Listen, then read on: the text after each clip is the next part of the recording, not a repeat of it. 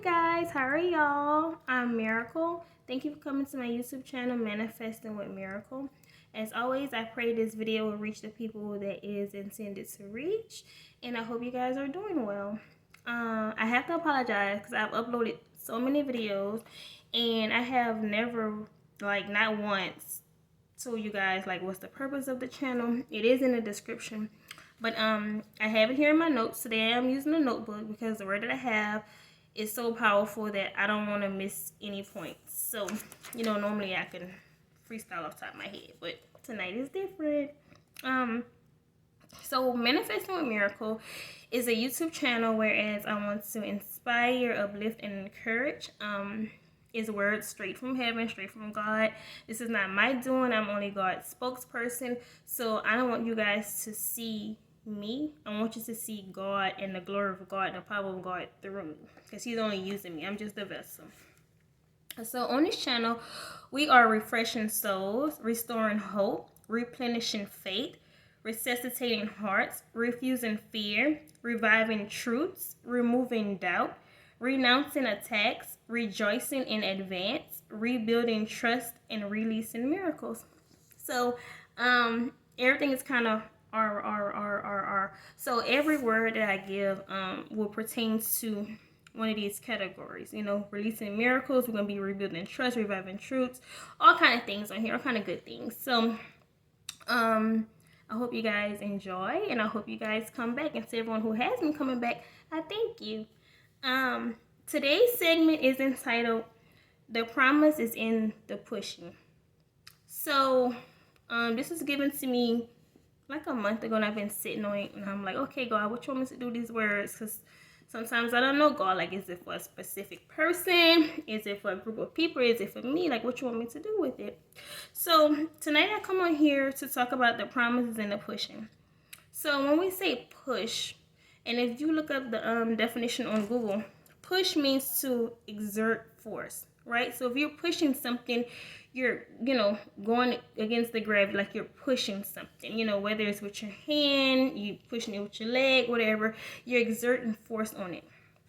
So when us women give birth, we go through different stages, right? So the most anticipated stage, the word that we want to hear is push. Okay, so all of my mothers who have to push, and even first time I no one I don't think is ever be like, okay, I want to have a C-section. Not the first time, so when we get ready to push, we get excited. It's all kind of mixed emotions. We're excited, we're nervous, we may be a little scared because we don't know, how is this going to transpire. But at the end of the day, we know this is the time. This is the time that I've been waiting for. So now I have to do my part. Now it's time for me to push this baby out. So basically, we want to hear push, and it says, because we know after the pushing, we will hold the very thing we've been carrying inside of us. So we know once we push that baby that we've carried around for 9 months, 40 weeks, however long, we know that, okay, it's all worth it. All of the pain and everything that I've went through, all of the growing and the hormones and the body changes, everything is going to be worth it, because when I push, I'm going to push the very thing out that I've been waiting to hold so near and dear in my hands. So God has placed some promises inside of us, right? He's promised us some things, right? The Bible is just full of promises, full of things that God says, we are heirs of Abraham, that He will supply all of our needs according to His riches and glory, that, we shall live and not die. It's just full of promises, right? But we have to do our part.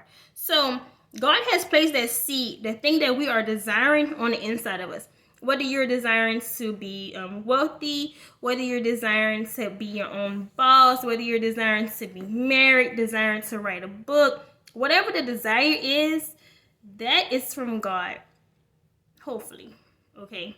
If you know for a fact that it's, like me, I've never pictured myself sitting here in front of a camera, really just teaching. When I was younger, I always wanted to, people used to make fun of me, what you want to be when you grow up? And I was like, I want to be a teacher and a cashier. I love to play school.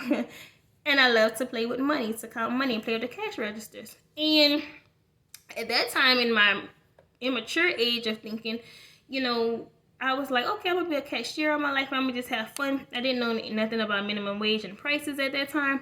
All I wanted to do was play with the money, check out the customers, and be a teacher and grade papers. I wanted to be a teacher to grade papers, not knowing that God gave me the desire to be a teacher, but it's not the way that I thought.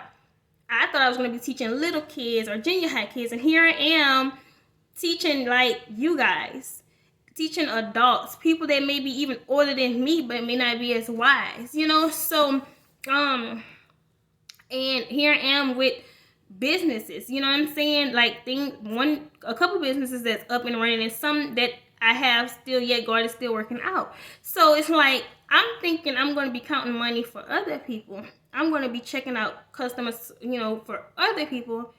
But God like, nah, you got the desire, but you could be doing it for yourself.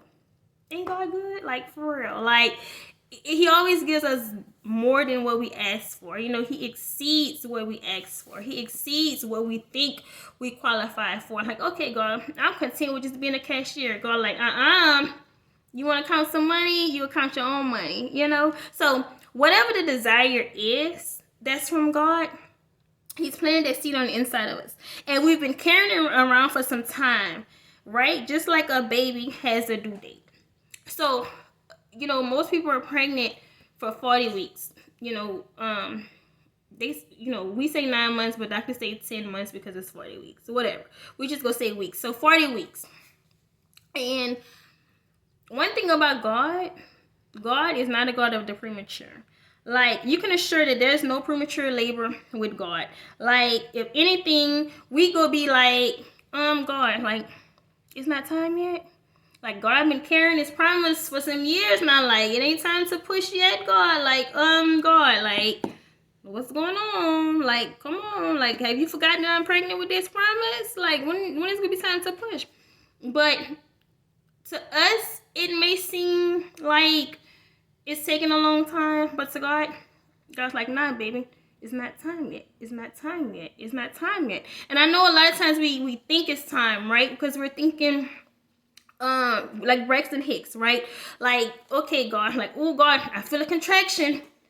God, okay, I feel an opposition. It must be time for me to push. And God's like, not yet, not yet. Like, you gonna know.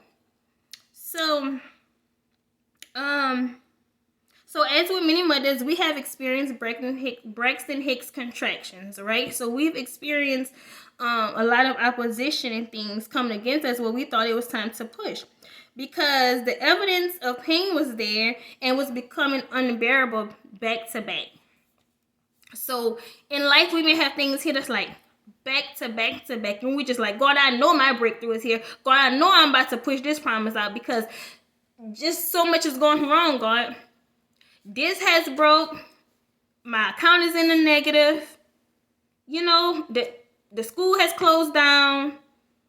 My refrigerator is empty. Like, it's just like, God, everything just hit me back to back to back. Like, I know my breakthrough is here. So, sometimes you'll experience Braxton Hicks contractions. You'll experience that, but it's not time to push. It's evidence that it's getting close, but it may not be the time. There's a season and time for every matter under heaven. That's in the book of Ecclesiastes. There's a season and time for every matter under heaven. So, listen to what it says. There's a season and time. Season and time. It may be the season, but it might not be the time. My God. You may be in the right season. Your due date might be in July. So it's July. You in the season to push. You're in the season to give birth to that promise. You're in the season, but your due date may not be until July 31st. And today, here it is, July 25th. So you right there, but it's not time to push. And even in Habakkuk, it says, the vision awaits its appointed time. So it's the season. We can get happy, like, oh yeah, girl, it's the season. I got 5 more days until it's time for me to push this baby, But with God, the due date's like a mystery. You know, you may have some people come on there and be like, oh, in 10 days, God's going to do this and God's going to do that. I mean, I've been following God for a while now, and he may tell me the promise, and he may tell me something and show me evidence and show me signs, wonders, and miracles. But he don't just say, hey, tomorrow this gonna happen. He don't say, oh, well, tomorrow I'm going to expand your business. Tomorrow you're going to be a millionaire. Like, he may tell me, but, you know, and maybe it's just me. Maybe God don't tell me that because, you know, I'm just be sitting by that calendar like, yeah, rocking back and forth like, ooh, one more day, you know? So, it may be the season, but not the time. And in 2 Peter 3:9, it tells us that God is not slow in keeping his promise. We may count slowness, but God is not counting slowness. God is preparing us in the season. You know how a mother is pregnant, she have like baby showers, and she's getting the nursery ready, packing a diaper bag, and all of the things that she needs to bring, preparing herself, you know, like, oh, let me pack a bag, what the baby's going to need for the hospital, what the baby's going to need for when the baby comes home. God is preparing us for whatever it is in the waiting season, you know. So 9 months we are pregnant with the baby, and in that time we're preparing. Now, you don't start preparing like the very first day you find out, right? Like, of course, you have to sink in things like that. So when God planted that seed inside of you, you probably were like, wait, God, you sure I'm going to write a book? You sure that I'm going to get married? Like, you have to come to realization like, oh, this is really true. This is really happening, you know? Then over time, God prepares you, and then he gets you ready to push. Have you ever been in a waiting room and like, oh my God, that it aggravates me, if I have to say. If I'm in a waiting room at the doctor's office and they call me and they're like, oh, you know, Miss Miracle, and I'm like, yes, it's about time, you know, they didn't even take long today. And I go to the bag and they're like, okay, we're going to check your vitals, stand on the scale, and let's do your blood pressure, blah, blah. And they're like, okay, we're going to sit you back out in the front. I'm laughing, y'all, but it aggravates me so bad. We're going to sit you in the front because we don't have no rooms. So you just made me get up to come do this. And I know, like, you know, y'all just trying to just be proactive, right? Like, okay, let's just do this so that way it'll already be done, whatever. But you ever just been so excited, like, oh, yes, it's time. But then they sit you back down and you just like, yeah, I thought it was time. Got me all excited for nothing, you know? So, bruh, I want you to think back to when Mary was about to give birth. When Mary was about to give birth to Jesus, what did they say? There are no rooms in the inn. This lady is pregnant. They have been riding on a donkey, you know, and it's time for her to give birth. Like, and I know she, you know, probably experiencing contractions and she's in pain, and poor Joseph, you know, he's trying to console her and stuff.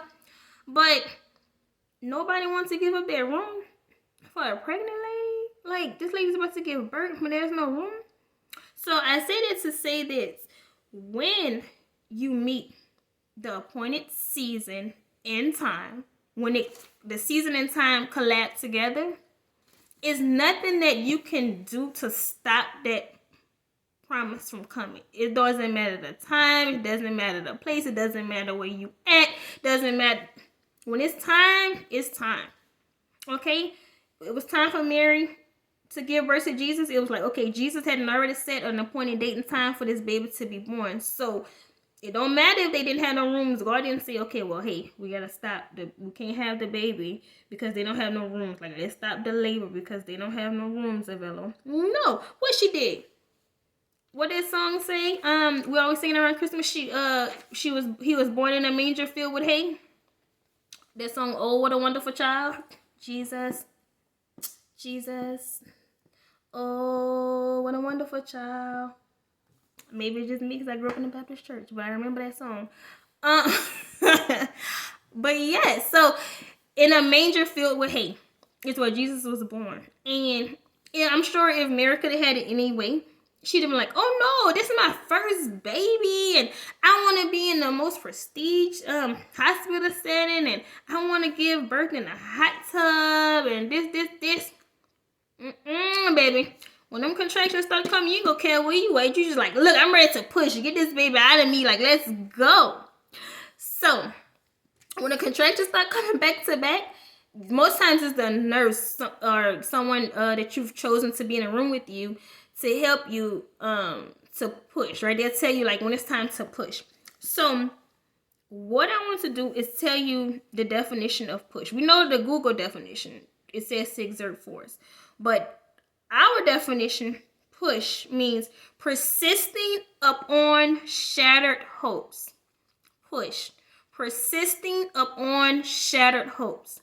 Now, the reason why, and God gave me these words, persistent upon shattered hopes, because you have to be persistent. Even though your hopes may be shattered, even though things may not go the way that you wanted to go, even if you thought this was your man and you broke up or whatever, and you feel as though you can't make it, you have to push. You have to push. You have to push through. And anybody that knows me, I tell them, like, girl, you got to push through.